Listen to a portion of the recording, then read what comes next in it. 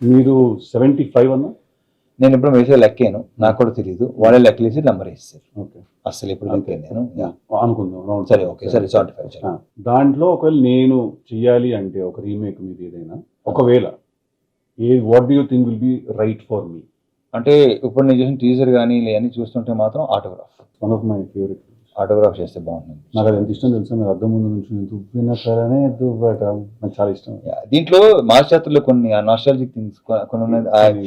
మొత్తం నేను చేసిన సినిమాలు అక్కడ ఒకటి అక్కడ ఉన్న ట్రైలర్లు చూసాను, అలాంటివి చిన్న చిన్నవన్నీ అవి ఉన్నాయి దాంట్లో.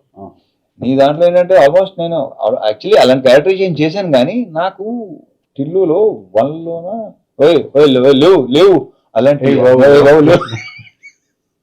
So yeah, autograph. నేను టిల్లు వచ్చిన వెంటనే రిలీజ్ అయిన తర్వాత చాలా మంది you will be the next Ravi Teja, will be the next Ravi Teja అని అన్నారు నాతో. I felt very happy because మీకు తెలుసో తెలియదు, మీకు తెలియదు అనేవాళ్ళు అంటారు, అలా అంటారు, కానీ నెక్స్ట్ నెక్స్ట్ అనేది ఉండదు. నీ ప్లేస్ నీదే, నా ప్లేస్ అంటే నేను దాన్ని నీ ప్లేస్ లో వెళ్ళాను, నా ప్లేస్ లో నేను ఎప్పుడు దాన్ని ఎలా కన్సిడర్ చేస్తానంటే, నన్ను ఎవరైనా ఎవరితో పోలిస్తే నేను ఎలా దాన్ని తీసుకుంటానంటే, యాస్టీస్ తనలో అవుతాను కాదు, మార్కెట్ మీద కానీ ఇండస్ట్రీ మీద కానీ ఆ మనిషి క్రియేట్ చేసినంత ఇంపాక్ట్ నువ్వు కూడా క్రియేట్ చేస్తావు అనే పర్స్పెక్టివ్ లో తీసుకుంటా నేను దాన్ని. మీకు తెలీదు, but there was a time after Krishna and his Leela, నేను రవితేజ గారు బయోపిక్ చేస్తాను నేను అని చెప్పి నేను ఒక 2 months దాని గురించి వెళ్ళాను ఐడియాలో.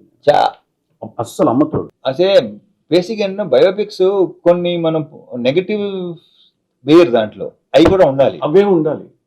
పాజిటివ్స్ అసలు కాదు, నెగటివ్స్ ఉండాలి. ఎంత జరుగుతుందని పక్కన పెట్టేసి లోపల అది ఒకటి ఫీల్ అవుతుందా ఎవరికి తెలియదు.